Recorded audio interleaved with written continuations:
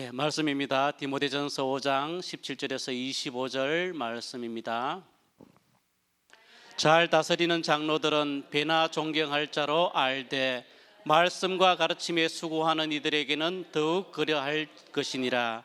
성경에 일렀으되 곡식을 밟아 뜨는 소의 입에 망을 씌우지 말라 하였고 또 일꾼이 그 싹을 받는 것은 마땅하다 하였느니라. 장로에 대한 고발은 두세 증인이 없으면 받지 말 것이요 범죄한 자들은 모든 사람 앞에서 꾸짖어 나머지 사람들로 두려워하게 하라. 하나님과 그리스도 예수와 택하심을 받은 천사들 앞에서 내가 엄히 명하노니 너는 편견이 없이 이것들을 지켜 아무 일도 불공평하게 하지 말며 아무에게나 경솔히 안수하지 말고 다른 사람의 죄에 간섭하지 말며 내 자신을 지켜 정결하게 하라.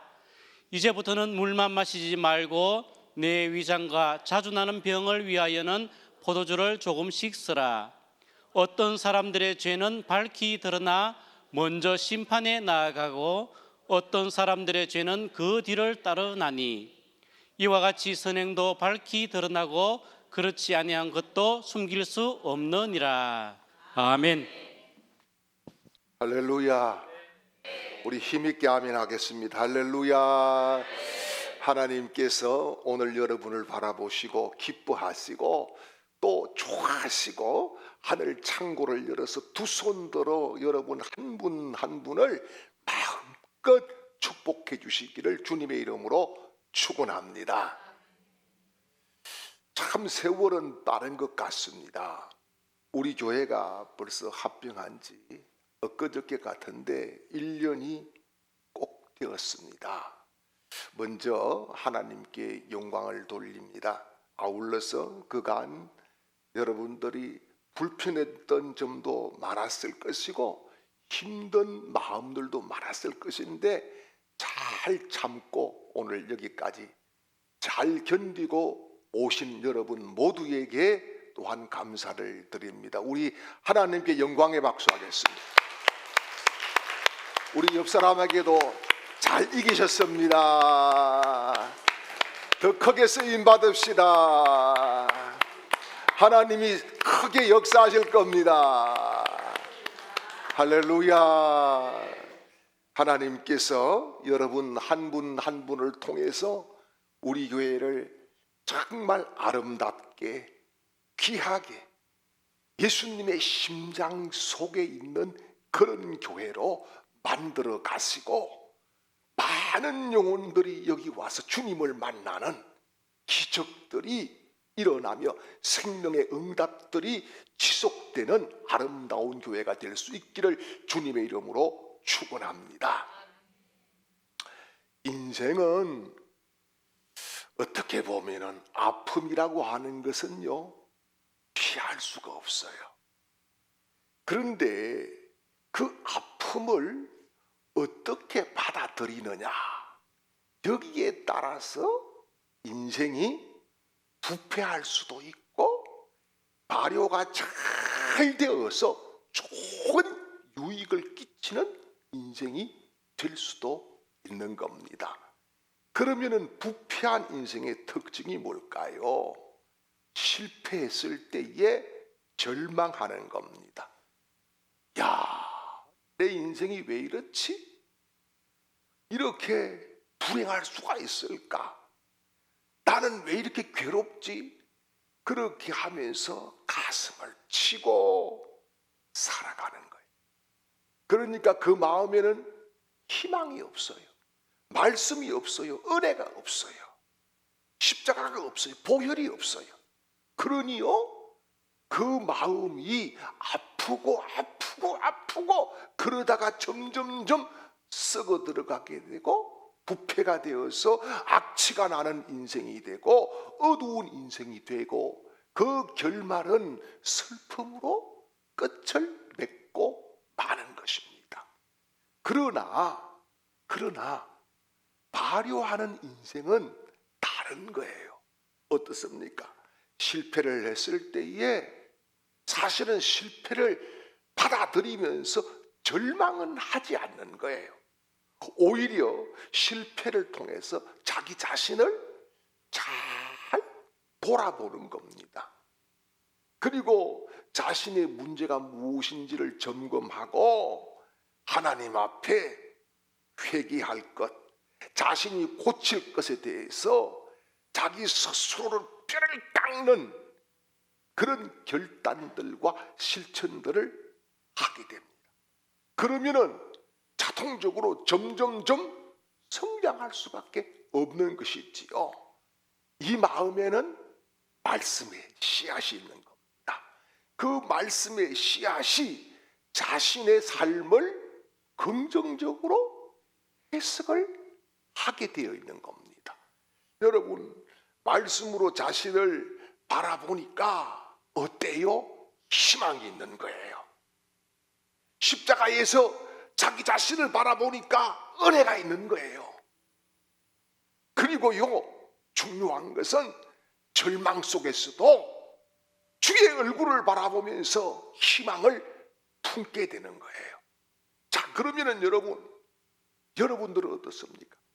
부패한 인생입니까? 아니면은 지금 여러분이 가진 아픔을 통해서 발효가 잘 되고 있는 그런 영걸어가는 인생입니까? 우리 모두가 다 각자의 아픔은 있잖아요. 아픔 없는 사람이 없잖아요. 그렇지만은 그 아픔을 우리 주님의 손에 올려드리고 정말 말씀을 받아서 말씀을 보면서 나 자신 속에서 일어나는 그런 절망적인 현상들을 제거하고 하나님이 발효시키는 인생, 크게 쓰는 인생으로 만들어가는 복된 사람들이 되시기를 주님의 이름으로 축원합니다. 교회는요, 두 가지가 꼭 있어야 되는 거예요. 하나는 뭐냐? 하나는 생명력이 있어야 됩니다. 생명력이 뭐냐? 예수 그리스도의 십자가 사건입니다. 말씀입니다. 하나님의 임재하는 거룩한 체험입니다. 이 생명이 없이는 교회가 지탱할 수도 없고 유지될 수가 없는 거예요. 그래서 여러분, 교회에 오면은 생명의 주님을 만나야 되는 거예요. 예수 만나기 위해서 오늘도 온 줄 믿습니다. 오늘 주님을 만나면은 내 속에서 예수 생명이 막 살아나기를 시작하는 거예요. 그리고 또 한 가지 교회의 중요한 것은 뭐냐? 이 생명의 씨앗을 담을 수 있는 그릇이 돼야 되는 거예요. 그 그릇은 곧 다른 이야기로 하면 조직이라고 할 수가 있어요. 조직. 여러분, 조직은 신앙이 아닙니다. 조직은 믿음이 아니에요. 조직은 생명력이 있는 게 아닙니다. 단순히 생명을 담을 수 있는 그릇입니다. 그런데 그 그릇도요, 튼튼해야 되는 거예요. 아름다워야 되는 거예요. 그래서 거기에 담긴 이 복음의 씨앗이 잘 자라고 돋보이게 만들어 내는 것이 그릇의 역할인 줄 믿습니다. 자, 여러분, 오늘 본문은 가장 바울이 사랑하던 아들 같은 제자 디모데에게 보내는 편지입니다. 바울은 사랑하는 두 제자가 있었어요. 완전히 헬라인인 디도라고 하는 사람이 있었고, 또요, 반은 헬라인 반은 유대인인 디모데라고 하는 사람이 있었어요. 그런데 이 디모데 전후서를 우리는 성경을 분류를 할 때에 목회서십니다. 그렇게 분류를 합니다. 그 이유는 뭐냐? 여기에 교회를 아름답게 건강하게 세우는 길들과 비결과 방법과 지혜를 담아 디모데에게 전달해 주었기 때문입니다. 그래서 오늘 본문에서도 건강하고 좋은 교회를 세울 수 있는 몇 가지의 원리를 제시하고 있어요. 정말 우리 교회가 건강하고 멋진 성경이 말씀하고 있는 그런 교회를 우리 모두가 무릎으로 눈물로 힘을 모아 세워나갈 수 있기를 주님의 이름으로 축원합니다. 그럼 첫 번째 이 중요한 원리가 뭐냐? 오늘 말씀을 보면은 존경을 바탕으로 교회가 세워져야 된다, 이렇게 말씀을 하고 있습니다. 여러분, 그리스도의 몸된 교회는 다양한 지체들이 필요합니다. 때로는 잘 되는 사람도 있어야 되고요, 눈 뜨고 나를 보고 설교를 들으세요. 꼭 두 사람 지금 꼭 있는데 정신 바짝 차리고, 다음에 또요, 잊어버렸어요 제가. 큰일 났네. 이 잘난 사람도 있어야 되고 못난 사람도 있어요. 여러분, 몸이 불편한 사람도, 혹은 그 아픔의 연속으로 고생한 사람도 우리 교회는 다 필요한 거예요. 다 필요한 거예요. 그런데 여러분, 중요한 것은 각 사람의 얼굴이 달라요. 보세요. 얼굴 같은 분 있어요? 없어요. 성격은요? 성격도 각자 달라요. 어떤 사람은 온유하는가 하면은 어떤 사람은 지랄 맞기도 하고, 어떤 사람은 오래 참는가 하면 어떤 사람은 급해가지고 막 그렇게 하기도 하고. 그러나 중요한 것은 뭡니까? 모두 다가 존귀한 그리스도의 지체다는 사실이에요. 할렐루야. 그래서 여러분, 이 세상에는, 우리 교회는 엑스트라가 없어요.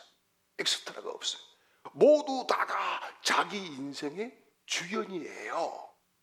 모두 다가 존귀한 하나님의 자녀예요. 내가 하나님의 자녀로 인정받았듯이 모든 지체들을 다 하나님의 자녀로 인정해 주셔야 되는 거예요. 그런데 중요한 것이 하나가 있어요. 아무리 자질을 가졌다고 해도 좋은 리더를 만나지 못하면 그 자질을 개발할 수가 없어요. 구원의 복음을 들었다 하더라도 좋은 리더를 만나서 훈련을 받지 못하면 신앙이 자라지 않는 거예요. 그것은 곧 뭐예요? 구원의 씨앗은 내가 가졌으나 구원의 열매는 맺을 수 없다는 겁니다. 결국 주님 나라에 갈 때에 우리에게 주님이 원하시는 것은 복음의 씨를 가져오는 것이 아니라 복음의 열매를 가지고 오기를 기다리시는 줄 믿습니다. 그래서 여러분, 이 복음의 열매를 맺고 신앙을 성장할 수 있는 것은 뭐냐? 리더를 잘 따라해야 되고 리더를 존중하고 존경해야 된다, 그런 말씀이에요. 그래서 오늘 17절 말씀을 보지요. 잘 다스리는 장로들은 배나 존경할 자로 알되 말씀과 가르침에 수고하는 이들은 더욱 그리할 것이니라. 아멘. 여기 이 말씀을 보게 되면은요, 잘 다스리는 장로, 이렇게 이야기했어요. 이 말씀은 오늘날 장로님들을 의미하는 거예요. 장로님들, 우리 교회 장로님들 계시잖아요. 당회원들 이야기하는 거예요. 그리고 그 다음에 말씀과 가르침에 수고하는 이들은 누구냐? 오늘 목사를 의미하는 거예요. 목사를. 그래서 사도 바울이 이 이야기를 디모데에게 하면서 교회에 적용을 시킬 이유에 대해서 이야기하는 것은 뭡니까? 교회의 리더들을 존중하고 존경해라. 그런 말씀을 하고 있는 거예요. 여러분 보십시오. 군대는 계급이 바탕이 되어 있습니다. 여러분 행정 조직은 직급이 바탕이 되어 있어요. 회사나 기업은 연봉이 바탕입니다. 그러면 교회 조직은요, 존경이 바탕인 줄 믿으시기를 바랍니다. 그래서 교회의 직분자들에 대해서 존중해 줘야 되는 거예요. 예? 여러분 아무리 친소관계가 있더라고 해도 교회에서는 직분을 불러주는 것이 맞는 거예요. 예? 아무리 친소관계가 있어. 우리 며느리도 제가 물론 뭐 이 집에서는 성희야 이렇게 부릅니다. 우리 며느리를. 예, 우리 며느리도 아빠 그렇게 부르기도 하는데, 그렇지만은 교회에서는 서집사라고 제가 불러주는 게 맞는 거지요. 그래서 이게 뭐예요? 존경을 바탕으로 서로 사랑해야 된다, 이런 말씀이에요. 예. 여러분 특별히 정말 존경을 바탕으로 한 사람 한 사람을 예수님 만나듯이 우리가 만난다고 하면은 우리 교회는 은혜가 풍성할 것입니다. 십자가의 사랑이 철철 넘쳐날 것입니다. 여러분 얼굴만 봐도 은혜가 되는 감동의 쓰나미가 우리 모두에게 그렇게 몰려올 줄 믿으시기를 축원합니다. 그리고 두 번째는요, 원칙을 잘 지켜야 된다는 거예요. 그래서 18절에서 22절까지 말씀을 이렇게 해주고 있는데, 18절 말씀을 먼저 보죠. 성경에 일렀으되 곡식을 밟아 떠는 소의 입에 망을 씌우지 말라 하였고, 또 일꾼이 그 싹을 받는 것은 마땅하다 하였느니라. 아멘. 자, 이 말씀은 어디 나오는 것을 인용해 왔느냐 하면은 신명기 25장 4절 말씀이에요. 이 말씀 자 한번 보지요. 곡식 떠는 소에게 망을 씌우지 말지니라. 자, 이 당시 이스라엘 농경 사회에서 타작의 방법이 있었어요. 그 타작 방법이 뭐냐 하면은 곡식을 마당에 단으로 깔아놓고 소가 그 위에 이렇게 지나가고 돌게 하면서 타작을 했어요. 그때에 인정머리 없는 주인은 소가 이렇게 돌다가 곡식을 한 번씩 씹어서 먹으니까 이게 아깝고 못마땅해가지고 소망에다가 입을 씹어서 못 먹게 했어요. 자, 이런 인정머리 없는 잔인한 태도에 대해서 소도 일하면서 곡식단을 먹게 해야 된다라고 하는 하나님의 뜻을 율법으로 딱 정해놓은 거예요. 이게 신명기 법전이라 그래요. 율법이 딱 정해놨어요. 그러면서 이처럼 여러분 뭐라 그럽니까? 일하는 사람의 싹을 받는 것이 당연하다, 이런 말씀을 하고 있어요. 자, 왜 이런 말씀이 있게 되었느냐? 배경이 있는 거예요. 이때 사도 바울 당시에는요, 몇몇 교인들이 그런 이야기를 했어요. 하나님의 일을 할 때에 은혜로 하는 것이지 무슨 사례가 필요한 것인가, 이렇게 하면서 비판을 했어요. 여러분 지금도 혹시 우리 교회에 이런 생각 가지시는 분 없으리라고 저는 생각합니다만은, 사역자는 배가 고파야 기도도 하고 영성이 깊어진다. 여러분 호랑이가 말보로 피우던 시대에 그때 이야기하면 안 됩니다. 에? 호랑이가 말보로 피우고 막 그렇게 그때 이야기하면 안 돼요. 에? 무슨 말씀이냐? 여러분 사역자가 배가 고파야, 그리고 어떤 분들은 그래요. 까마귀 보내준다 그러더라고요. 저도 지난번에 한번 말씀드렸잖아요. 개척해가지고 며칠 굶어가지고 힘든데 전화가 와가지고 그 돈 많은 분이거든요. 여기 지금 양hom동에 그때 여관도 가지고 있고 뭐 그렇게 했던 분인데 한번 오겠대 교회를. 그래서 아우 이제 뭐 쌀이라도 한 푼 팔아줄래나 싶어가지고 교회에 가서 기다렸더니 쭉 둘러보고 하는 말이 뭔지 압니까? 아이고 까마귀가 올 겁니다. 까마귀. 그래서 그러면서 가버렸어요. 그래서 저는 뒷꼭지야 되고 뭐라 그랬겠어요? 새끼 지가 까마귀면서. 제가 그러고 말았어요. 여러분 이게 뭡니까? 풀타임으로 일하는 사역자에게 무관심하지 말라. 그런 말씀이에요. 여러분 그런 태도는 무관심한 태도는 말이죠. 존경하는 태도가 아닌 거예요. 그래서 목회자를 존경한다는 것은 어떤 의미에서 여러분 목회자의 필요에 대해서도 관심을 기울여서 섬기고 도와야 된다는 거예요. 뿐만 아니라 또 한 가지 오늘 말씀에 주의를 깊이 봐야 되는 게 있어요. 19절 말씀이에요. 19절 말씀을 보면은 이런 말씀을 합니다. 장로에 대한 고발은 두세 증인이 없으면 받지 말 것이요 이랬어요. 자 여기 보니까 신명기 17장 6절 말씀을 보면은요 뭐라고 말씀을 하느냐 한번 보세요.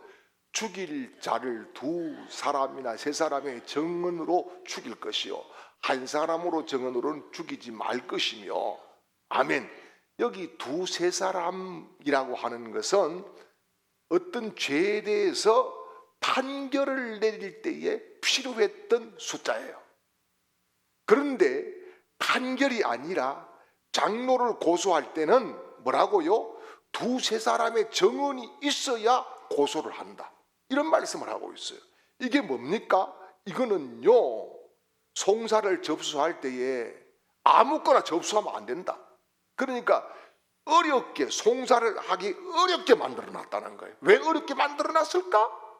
그 이유가 뭘까요?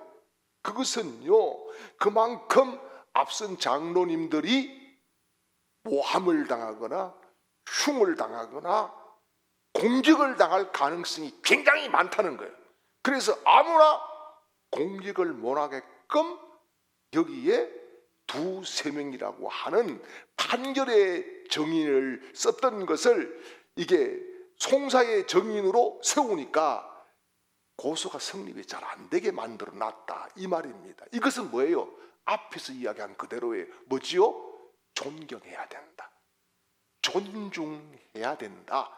그런 말씀입니다. 그래서 여러분 우리가 중요한 것이 서로 존경하고 존중해야 되는 거예요.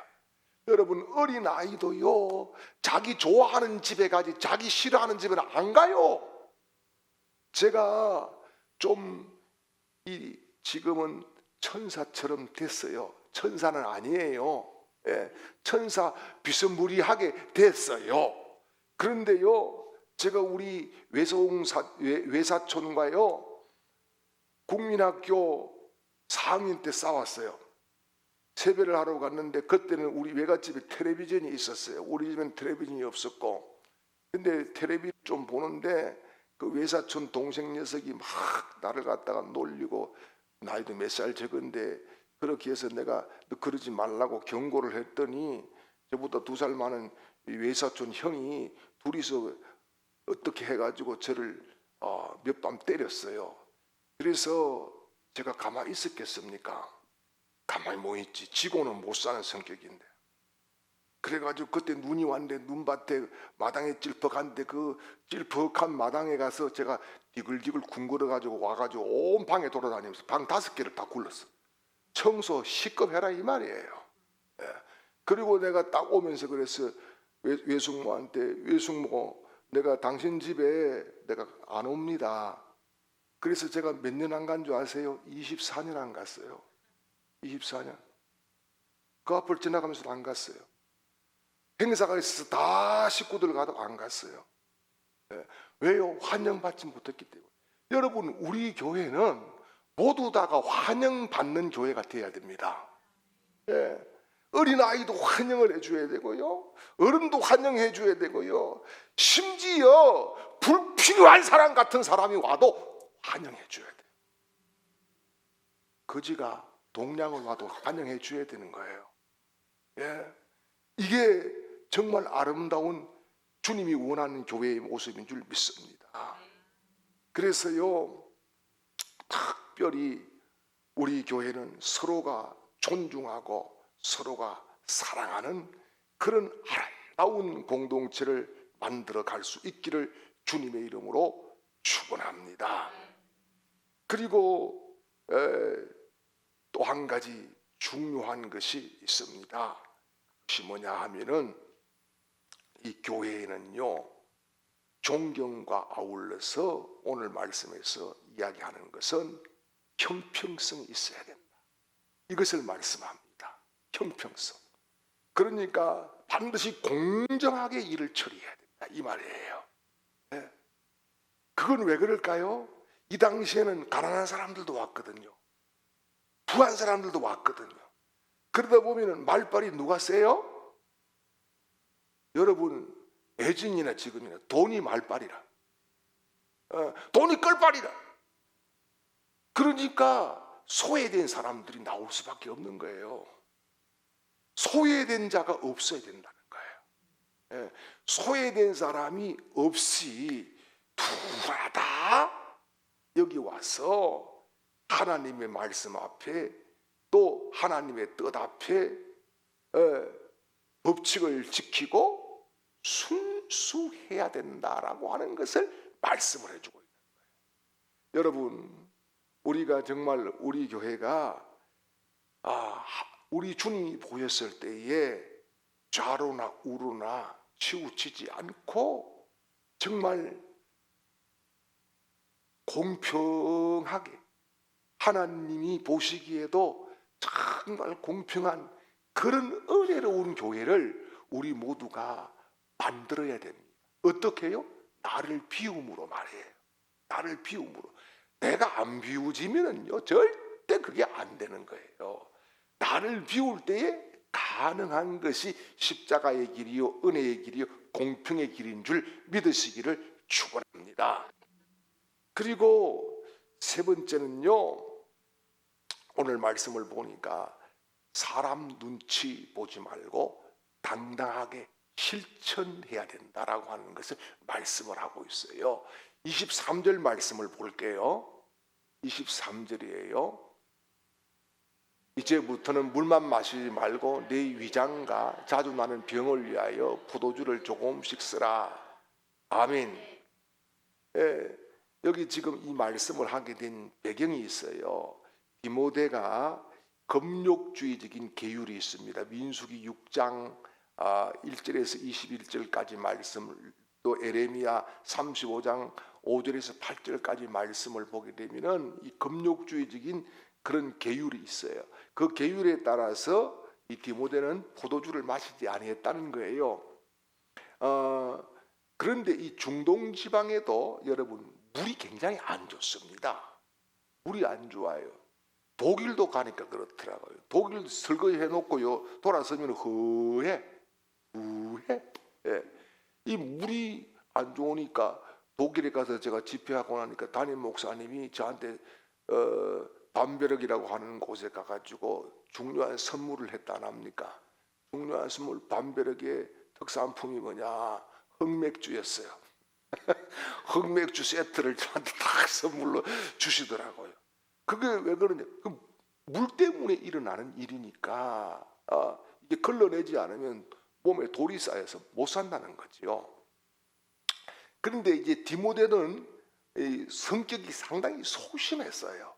소심하다가 보니까 위장병이 자주 일어났고, 그 위장병 때문에 힘들어 하는 그런 가운데의 사역을 감당했어요. 그래서 여기 지금 바울이 이야기하는 것이 뭡니까? 포도주를 조금씩 쓰라, 이런 이야기를 하는 거예요. 이게 뭡니까? 너 술을 처먹어, 이런 게 아니에요. 왜요? 약용의 목적으로, 치료의 목적으로는 조금씩 쓰라. 이게 뭐예요? 중요한 것은 뭡니까? 거기에 시험 드는 사람을 만들면 안 된다는 거예요. 야, 나는 믿음으로 뭐 막걸리든 소주든 빼가리든 다 돼. 믿음으로. 이렇게 하면은 그걸 보는 사람들이 시험 들면 안 되는 거예요. 그런데 중요한 것은 그렇게 시험이 들지 않게 해야 될 뿐만 아니라 네가 말씀 앞에 당당하라, 이 말이에요. 우리가 중요한 것이 있어요. 원칙이 있어요. 그게 뭡니까? 말씀 앞에 내가 당당해야 되는 거예요. 예, 말씀 앞에 흔들리지 말아야 되는 거예요. 그래서 여러분, 우리가 여기 지금 그 소심한 성격의 디모데가 이것 때문에 고통을 받고 있었지만은 정해놓은 율법에 속해서 율법 때문에 자유를 얻지 못하고 있을 때에 자유해라, 이 말이에요. 그 속박에서 벗어나라는 거예요. 그러나 중요한 것은 네가 하나님 앞에 떳떳해져라, 이런 말씀을 하고 있는 거예요. 여러분, 그렇습니다. 지금 우리가 하나님의 말씀을 듣고 바로 실천할 때에 우리의 신앙이 성숙해질 줄 믿습니다. 지금 우리 교회에, 또 대한민국의 교회에 말씀이 없어서 가난한 것이 아니라 실천이 없어서 가난한 거예요. 또요, 교인이 없어서 쓸쓸한 것이 아니라 진짜 예수를 만난 성도가 없기 때문에 쓸쓸한 거예요. 지금 우리에게 필요한 것은 뭡니까? 하나님의 말씀을 올바르게 받고 믿고 실천하는 것인 줄 믿으시기를 축원합니다. 그래서 저는 오늘 몇 가지를 당부를 드립니다. 첫째는 교회의 일꾼이 되십시오. 구경꾼이 되지 마십시오. 교회는 구경꾼, 관람객이 필요 없습니다. 하나님은 우리를 다 오전에 9시에 불렀던, 오후 5시에 불렀던 일꾼으로 불러주신 줄 믿습니다. 두 번째는 내가 원하는 교회를 만들려고 하지 마십시오. 주님이 원하는 교회를 그리고 만들어야 될 줄 믿습니다. 주님이 우리 교회에 무엇을 원하실까? 주님이 원하는 교회를 만들어야 돼요. 내 고집 부리고 내 뜻대로 해야 되고 이것이 아니라 우리 모두 다가 저부터 다 내려놓고 주님이 원하는 교회를 새로 그리고 새로 디자인해야 됩니다. 이게 우리 교회가 살아갈 수 있는 경쟁력 있는 교회가 되는 것인 줄 믿습니다. 세 번째는 여러분, 교회의 문제들이, 여러분, 내가 볼 때는 이것이 문제고 저것이 다 문제들이 있어요. 그런데 정말 중요한 것은 그 문제들이 나와는 상관이 없는가? 나는 그 문제 속에 없는 사람인가? 이것을 우리가 기억해야 되는 거예요. 여러분, 교회 문제는 주님의 문제고 주님의 문제는 내 문제입니다. 그러므로 말꾼이 되지 마시고, 여러분, 문제를 확대시키는 사람이 되지 마시고 해결자가 되시기를 주님의 이름으로 축원합니다. 그 다음에 또 한 가지는 믿음의 바통을 넘겨줄 다음 세대를 위해서 우리가 무언가를 해야 돼요. 하지 않으면 안 되는 거예요. 우리 세대는 지난번에 말씀드렸지만 우리 가운데 지금 젊은 애들은, 뭐 어린 학생들은 100세 이상 더 살 사람도 있겠지만은 우리는 그렇게 살 수 없어요. 그러면은 우리만 좋았다 여기서 끝이 아니라 정말 다음 세대, 그 다음 세대 주님 오실 때까지 건재한 교회, 이것이 필요한 거예요. 제가 깜짝 놀란 것이 독일 가가지고 비텐베르게 루트가 심우했던 교회를 갔을 때예요. 제가 그 교회 2번 갔습니다. 그런데 갈 때마다 느낌이 새로 달랐어요. 거기에는 진짜 동독 서독 딱 그 경계에 있거든요. 경계에 있어요. 그러니까 이게 어때요? 예전이나 지금이나 거기가 변방 지역이에요. 그렇지만은 종교 개혁이 일어난 지 거의 이제 한 1517년에 일어났으니까 거의 이제 510년 가까이 돼가지 않습니까? 제가 500년에 갔거든요. 500주년 될 때. 근데 지금도 거기는 활사가 되고 활발해져 있는 교회예요.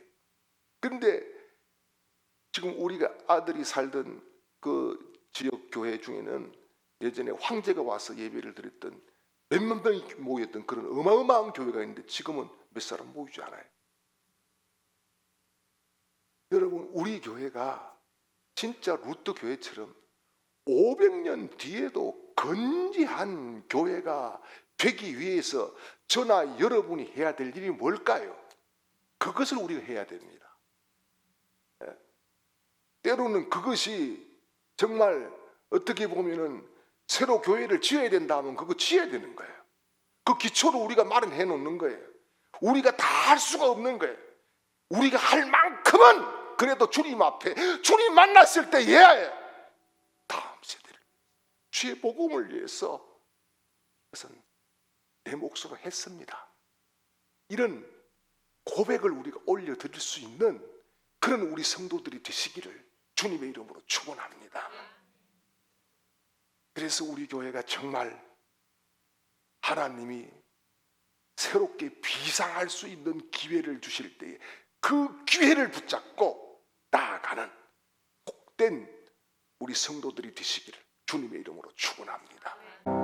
지금은 우리 교회를 세우시고 우리 교회의 머리가 되시고 주인이 되신 구주 예수 그리스도의 크신 은혜와 우리를 우리 교회에 불러주시고 모아주신 하나님 아버지의 극진하신 사랑하심과 또한 우리에게 각양각색의 은사를 주시고 섬기게 하시는 성령님의 놀라운 은혜가 오늘 하나님께 예배하는 모든 하나님의 백성들 머리 위에와 그 가정과 직장과 사업장과 학업과 하는 모든 일들 위에와 또 이 시간에도 흩어져 있는 우리 주광의 모든 가족들의 머리 위에와 우리 교회와 이 나라 이민족 위에와 우리 대한민국의 모든 교회 위에 이제로부터 영원토록 함께 있을지어다. 아멘.